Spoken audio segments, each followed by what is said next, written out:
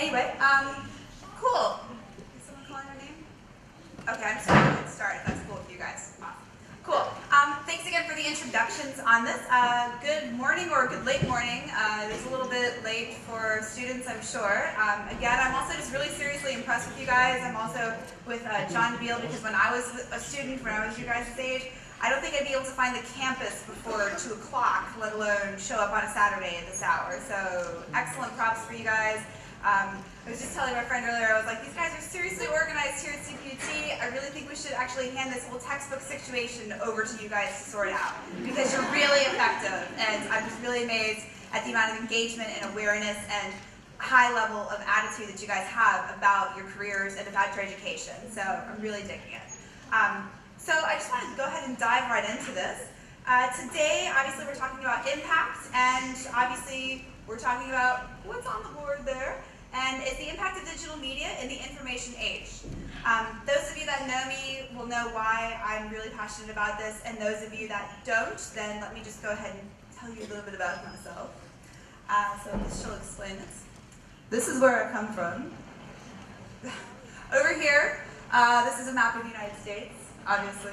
It's pretty amazing. It's got all the little TV shows. I found actually that's probably the best way to describe where I'm from to other people in South Africa, because when I say I'm from Tallahassee, they absolutely have no idea where that is. And that's actually somewhere here between Forrest Gump and Scarface. And if you've seen people from Tallahassee, except for myself, of course, it's actually a pretty apt description, so it's totally good. Have any of you guys ever been to the States? Yeah. Favorite state? Favorite state? New York. Florida, yeah. I know, it's not that great. It's actually really sort of terrible, don't worry about it. Florida, it's land of the newlyweds and nearly dead, they say. But anyway, where I sort of come from, I was born and raised in a military family, but I voted for Obama, so it's okay. We were pretty much dirt poor, and I waitressed tables at a barbecue joint for many, many years, and if I lost my scholarships, I wasn't going to graduate from college, so that was just going to be the way it is. So, and if I did lose those scholarships, I probably wouldn't be standing here, and I'd probably still be wearing an apron today, so hope you like barbecue. I don't. I'm actually a vegetarian. That's actually how bad it is. But anyway, so I went to Florida State University, which is one of the largest state schools in Florida. It's pretty awesome, and the reason I went there was because I sent all my applications in the same day, and they accepted me first. That's how I did it. I was like, I'm sending it to the universe. Please tell me where I'm supposed to go. And they were like, Florida State. And I was like, got it, back in my bag. So I majored, and I studied, of course, because I'm really practical, if you know me, philosophy, religion, and art history. It's really practical. So of course, you know, my dad, being the command sergeant major that he was like, what are you going to do, open up a philosophy shop? And I was like, yeah, Dad, that's what I'm going to do. And he was like, this is just stupid. So, you know, obviously, it's really difficult for parents to understand your intellectual pursuits sometimes. But I stand here before you as living proof that you can get gainful employment with any career that you decide that you want to pursue with an education. So, you really control your own destinies here. And that's another thing I really love about South Africa is that the possibilities are endless here because there's so much opportunity for you to carve out your own paths. That's another reason why I love working in this country. But back to education stuff, because it's important. So, back in the day, we didn't really know what we were studying in the sense of what it has become today. But at the time that we were studying this, we were studying knowledge, we were studying information, we were studying categorization. We were studying how to archive knowledge and how to find within it and how to mine information. And basically, this exciting stuff right here is what we now refer to today as big data. It's very exciting, because it's big.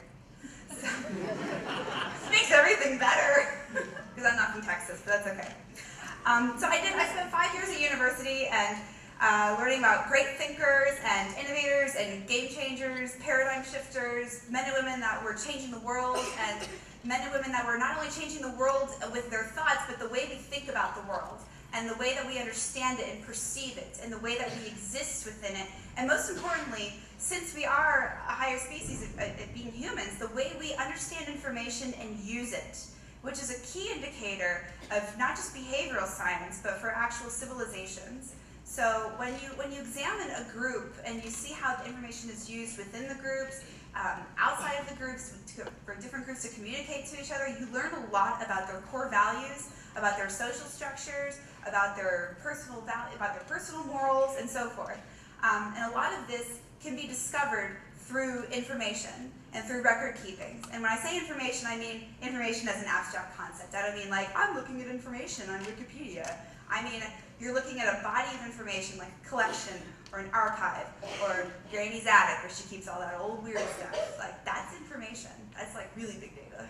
So, but anyway. So we did have quite a few years ahead of us in big data. First and foremost, we sort of start off with big institutions like, for example, the Library of Congress. You had to physically go to an institution to find the knowledge of which you sought. This obviously has so many other ramifications, which you guys probably already know. There's transport issues, people not being able to get accessibility, people not having the convenience of it, and of course you have to be there. And how many people, I mean, you guys, that seems to be really well traveled in New York, but that's okay. So obviously now people are going to the university to go actually seek knowledge. So we started off with some situations like that. And then we moved into archival management and collections management.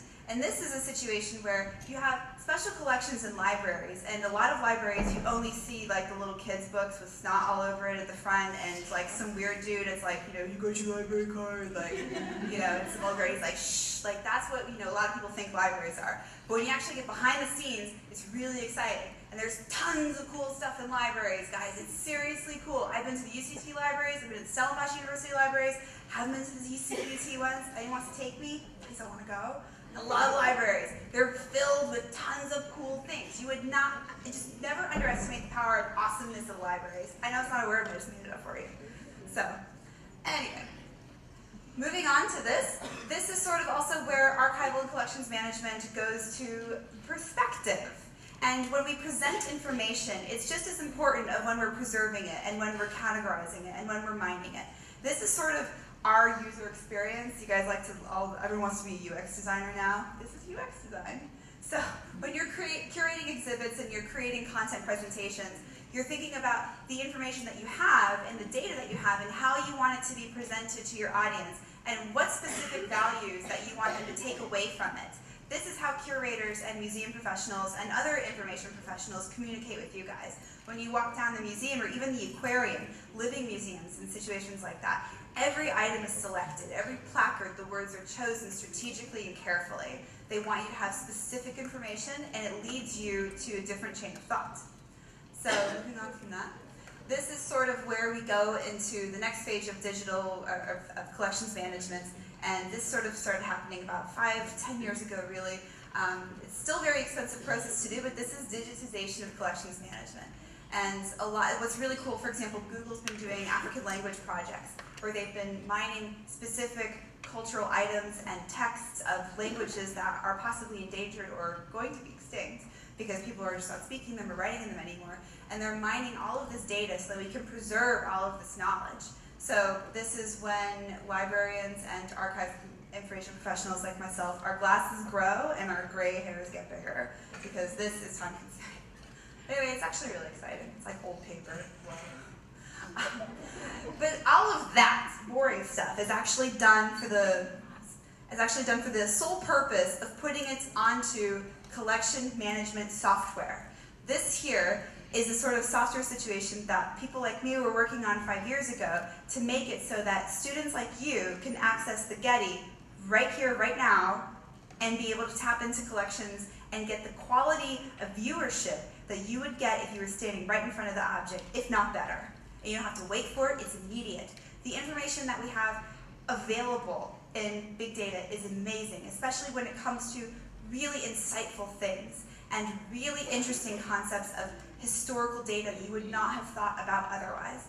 I know I might be getting a little bit, you know, like uber nerd about this, but it's really, really exciting, especially when you start to uncover things like journals and personal experiences and regalia and things like hairpins and I mean things like that. It actually gets really interesting and you start to really see stories of moments in time unfold. And it's like a kaleidoscope and all the pieces come together. And that's one thing that's really exciting about digital media is that we're able to now experience this on a completely new level. The end result of 5 years of my life is this.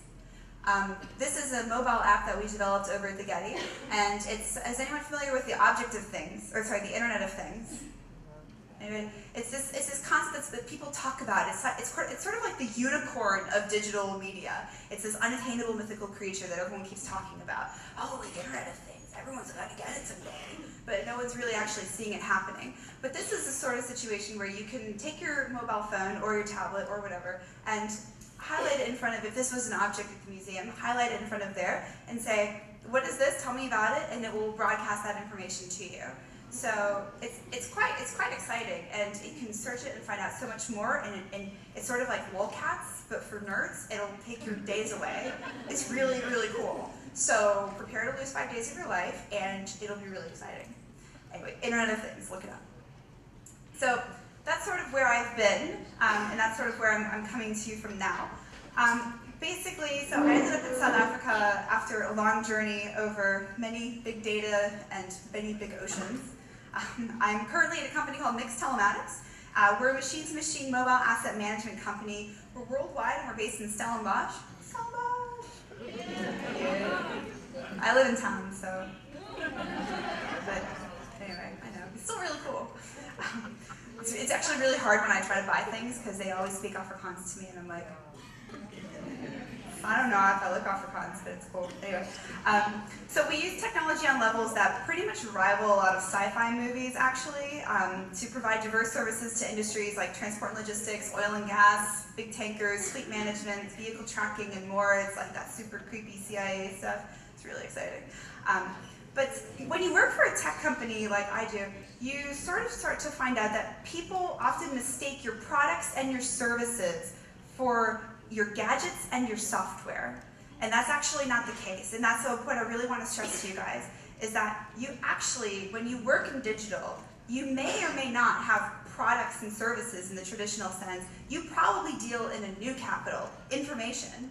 And that's what we deal in. Our products and services are actually information relaying and information collecting and gathering. So it's a whole new sort of market, actually. Just to give you an idea, by understanding your clients, or anyone actually for that matter, information wants and needs, you're able to build a customized data empire of useful and often powerful information. So when you're dealing with people or with companies that have 20,000 vehicles on the road and they're trying to minimize their carbon footprint and they're trying to understand driver behavior and they want to know exactly how many times people are braking, that's the sort of precision data that we provide. And that's the sort of data that we can tell you exactly which GPS points on maps that they're doing it at. Like I said, really cool sci-fi stuff.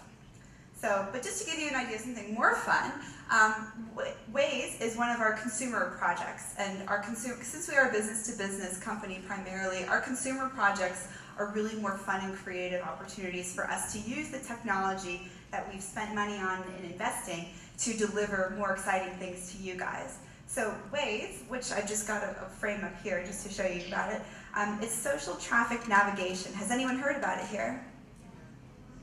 Yeah, awesome. Cool. Because you had it on the radio. That's right. I remember. Basically, it reroutes based on traffic data from other users, and it also allows for the sharing of other relevant information such as speed, cameras, accidents, and more.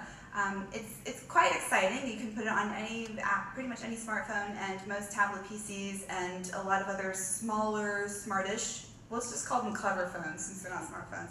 You can put them on a lot of clever phones too. Basically, we're at the stage now in information for a society in digital that we are now speaking to each other through traffic data, collectively sharing that information. That's pretty cool. I could be driving down the road and not know the people next to me, but they're bouncing traffic data off of me and me off of them for us to get better traffic routing plans, so that way I can get from point A to point B in the fastest time based on traffic analysis. Pretty cool. It's really cool when you have to get to work by 9, guys, seriously. It's like insanely cool. Okay. Just over here, as we sort of continue to evolve in the 21st century, many things have changed when it comes to the power of information, but a lot of it's still the same. Just threw up a couple iconic images and headlines that I thought a lot of you guys might recognize, even though most of us were not alive during these things. But ideas were represented as icons, and news used to come across oceans behind memorable images, and journalists were reporting late-breaking news from the front lines. Now, we rely on user-generated content and citizens' mobile phones and cameras to be the trusted source of news. We're now able to have global conversations, and these conversations are able to cross national boundaries and cultural barriers, and exchange information with unforeseen speed and accessibility. Previously, we were limited by speeds of connection, language, even device. Now, these limitations are a thing of the past, and media, not just social, every kind of media, is evolving at rapid speed, and the way that we mine information is, again, indicative of our priorities and our values. This begins to speak about us as a civilization, how we are using digital to find our information. How many of you guys just whip out your phone as soon as you have a dispute about what Bart Simpson's middle name is with your friends? I do. I'm like, oh yeah, I'm gonna Wikipedia that really quick and tell you what's up. So the way we get to that information, and again, we are part of this now generation. We want it now, we want it yesterday, we want it 5 years ago. Getting this information quickly speaks about us. And the way that we're searching for it speaks about us as well. And when we go through this information, a lot of this may seem trivial in places where, you know, we don't have a lot of political unrest, and I guess that's debatable, but we don't have situations like they do possibly in the Middle East. But what this is actually, even though it's on a very small and casual level, it's the democratization of information, making that information accessible to every person, regardless of language, regardless of device, because everyone can have this option now, which 5 years ago we didn't have.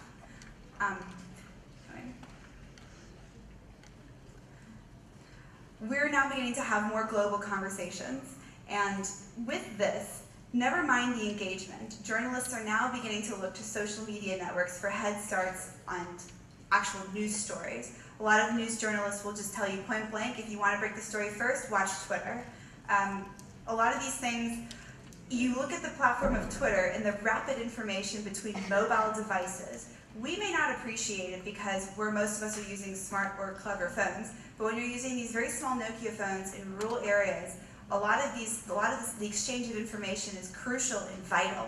And there's a lot of really exciting projects in South Africa that are taking advantage of the capabilities of mobile information exchange, being able to get information like HIV medication reminders or transport schedules or weather warnings, things like that, so that people's lives can be improved in South Africa.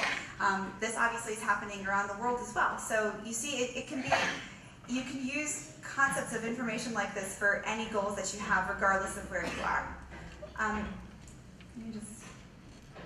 These are just a couple of hashtags that have sort of been resonating in the Twitter sphere for a lot of politics and political things that have been happening of late.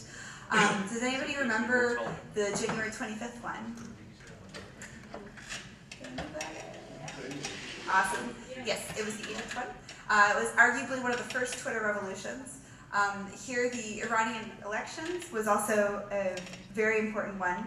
Since the start of the Arab Spring, we've witnessed the microblogging site become a powerful forum of protest, not only in countries with a poor track record of press freedom, but also in Western nations like the USA, where we have situations like the Occupy Wall Street movement, and in its early days was completely circulated via Twitter. So shout out to the 99%. Anyway, come on guys, 99%. Do you guys not get it? 99%? Who's part of the 1% here? I want to know. What? Hook it up. Anyway. Also, another interesting one, I Am 132. It was formed during the Mexican elections, presidential elections. A group of university students, such as yourselves, voiced their frustrations when they saw what they believed was biased media coverage. Their movement, born and bred on Twitter, was to serve as a media watchdog during the elections, and they even have a manifesto. So that's pretty amazing. Also, it's also obviously just not all about elections and revolutions. In February, anybody recognize this LD in Somalia? Anybody? It's cool. Don't worry about it. It's cool. In February, Somalia Twitter users around the world tweeted a running commentary during the Somalia conference that was happening in London.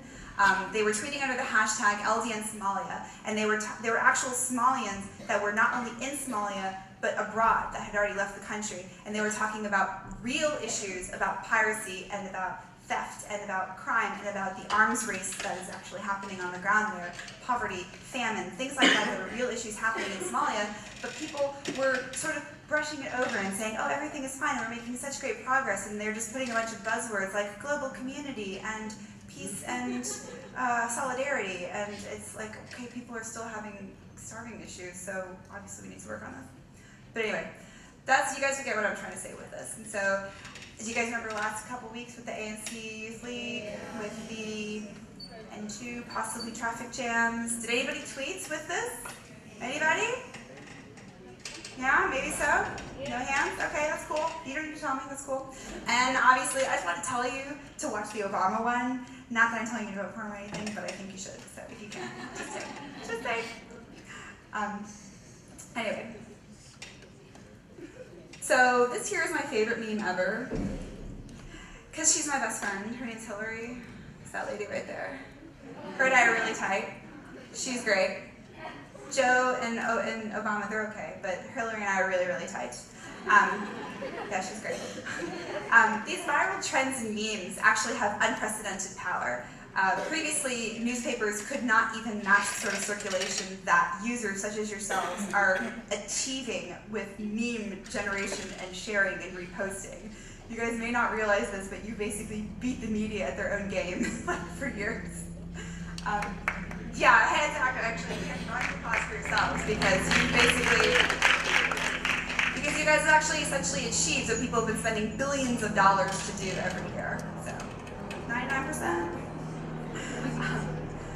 We've really transcended boundaries that humanity previously existed in, and with simple memes like this, we're getting across new information. When we look a little bit closer at the meaning behind the memes, though, and we see situations like WikiLeaks and other protectors that are protecting freedom of information and freedom of information transparency, we need to make sure that even though it's fun and games and there's lots of LOL cats, that there's actually another sort of darker side to information on digital media. We start to see this underlying trend when it comes to the power of information and the vital role that digital media has played within this realm. And the point of this is that individuals, such as yourselves, have real power, and together, you guys have even more power. So your combined forces are able to achieve way more than an individual. So solidarity in numbers. Anyway, does anybody remember getting the Sunday paper or watching the evening news? I do, and I wrote that down in my notes, and I thought, actually, I don't know if any of these guys are going to remember a Sunday paper. That's cool. Anyway, so some of you guys may or may not remember this. We're not really confined to that anymore. You get the point. How do you guys actually get your news? I'd like to know, just out of curiosity. Just Twitter. Just Twitter. News 24. Okay, so you're going to publications' websites. Okay, all right. Do you talk about it with your friends verbally, or do you just maybe happy face, sad face to them with a link? Maybe? I don't know. I don't. I just say this sucks. I don't know. Cool, guys. So as we sort of march forward in human history, we do have to ask ourselves if we feel lucky. And I know in South Africa, I feel pretty lucky that we do have quite a strong position as defenders of freedom of press, and that we do have the rights to stand up for our constitutional rights of transparency, and that we do have the right to fight for information. And I'm just really happy to be in South Africa. Can I keep my visa, please? Thanks, guys. Thank you. Anyway, so basically what I want to leave you guys with is this. One of the largest impacts that digital media has on the global human civilization at this time that we're going to experience in our lifetimes, and probably for the next generations that we have, is that information is the most powerful currency that we have at this moment and that we may ever experience in our lifetimes. It is the next currency, so prepare to capitalize. Anyway, and that's it. Thanks.